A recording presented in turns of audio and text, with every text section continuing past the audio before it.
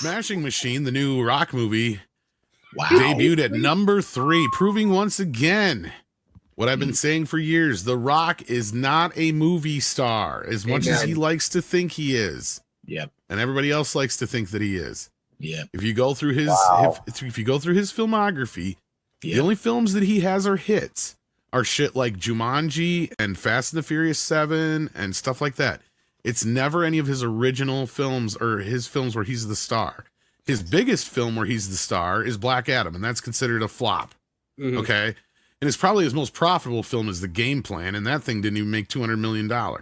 So here we are again, where we're looking at least for this film, it only cost, I think, $50 million to make. It was a little indie kind of movie from A24, but does Moana count? That's probably I don't really count that because that's a Disney feature and he's barely. I mean, but it's not being sold on The Rock, right? Yeah. You figure this movie cost $50 million to make. They're probably gonna with marketing, they're probably gonna have to make $150 million to break even. It's not gonna make that. There's no way in hell. They might have a streaming deal, but that's probably at best 20-30 million, maybe. If they were saying this was going to do 8 to 15 million opening weekend, and it fell woefully short of that. Then Dark King says, "What did Schwarzenegger have that Rock didn't? Charisma, likability. He didn't say stupid things in public." Yeah, well, he did, but much later. Much later. Yeah, not like he didn't have the Rock oozes ego, and Schwarzenegger, I don't think ever did. No, you're right. Yeah, I think that's a big part of it. What? I think Schwarzenegger had ego, but every actor has an ego. I mean, when it comes to ego, you had more than Schwarzenegger, but he could get away with it because there was something unique about him. And I don't recall exactly who it was, but I think it may have been Jerry who said on our stream that when Schwarzenegger first hit the waves, when he became known, when he landed in the States and he made a name for himself, it was like an alien had touched down on the ground. There was something otherworldly about him, about his entire presence and his entire charisma, which meant that he could get away with ego that no one else could. He could get away. He did say some stupid things. That did happen. But the thing is that he had the kind of charisma where he could get away with it. I mean, I've seen that in my life as well. I've seen like some people with real amazing charisma and magnetism. They can say and they can do things that would get anyone else so canceled, even without being like canceled. But you can get away with it when you have like this charisma. And that's what Schwarzenegger had, to the point where he, with a little bit of brains and acumen and a lot of determination, was able to overcome every single obstacle in his path. And there were many of them. This is something that The Rock never had. Very few people have. So the two different things for me was I always thought that Schwarzenegger was thankful for the opportunities that he got. Yes. The Rock, I never felt that. It felt, again, this is just an impression.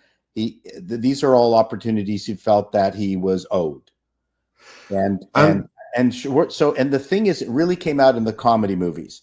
Whereas in the comedy movies, The Rock he was still always The Rock.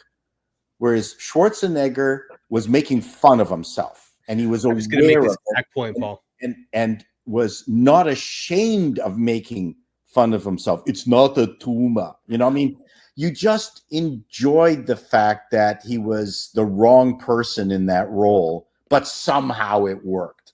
Like twins, things like that. It's because he was in on the joke. Yeah. That's what I meant by the ego. Like Schwarzenegger was willing to laugh at himself in a way that The Rock, I don't think ever have.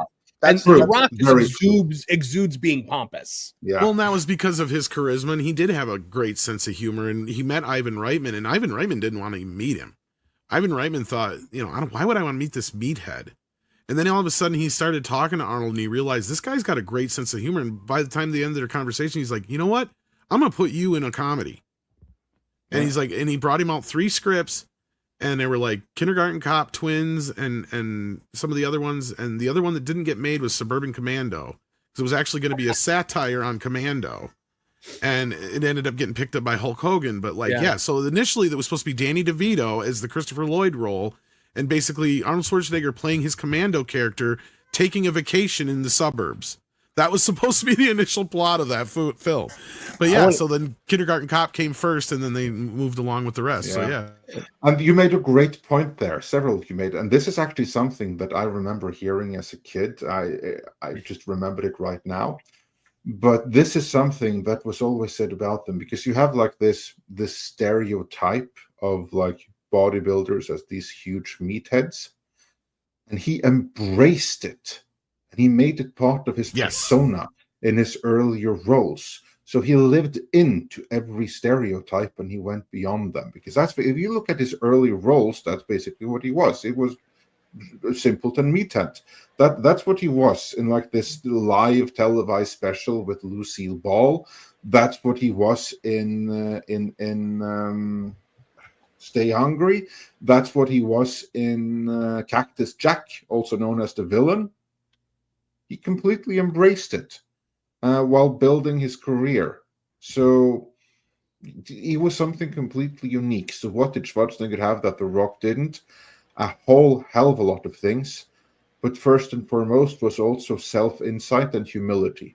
Because he always showed appreciation for what he had. Yeah, and what he got, and he was also pretty good at admitting other people were better than him. I remember a video where he talked about another bodybuilder, can't remember the name of the guy, who he said actually was much stronger than him, even though he didn't look bigger than him. And then there's another video where he talks about Andre the Giant. And he talks about on so lovingly, where he said, this guy had his hands bigger, like 5 times bigger than mine, and he would literally pick me up and put me on the, on this cupboard. He could lift me up, and he said it with such joy. Mm-hmm. And those moments, I think we talk about how people reveal themselves in quote unquote the real world and how it affects our impression of them in their movie roles. Those things are all important, and this is one of the things that we talk about with the modern actors who come out of their shell and turn out to be real assholes, and it affects your view of or your impression of them in their movie roles. We also never got a report about Schwarzenegger having it in his contract that he can't lose fights, that he has to land as many punches as his co-stars, and things like that. I've never heard about Schwarzenegger doing anything like that. I don't know if he had specifics, but I know him and Sly had always constantly like a one-upmanship with each other. Tom, in the private chat, I put an image we can put on stream here, which is just hilarious. Goes to this is what Chato was talking about. There. Yeah. No, and he was always just. I mean, that's the thing. His charisma, his boisterousness. He's always a very positive individual. Yes, he would get a little, whatever you want to call it. Sometimes he would be a little off key or whatever. This clip was taken from Midnight's Edge in the Morning, which streams live every Monday, Wednesday, and Friday at 9 a.m. Pacific Time on the Midnight's Edge main channel. There, you can send in your live questions and comments before clips and full stream replays are uploaded to Midnight's Edge live archives. We are also on Twitter, Rumble, Odyssey, and Facebook, so smash that like, help share, subscribe, and join us.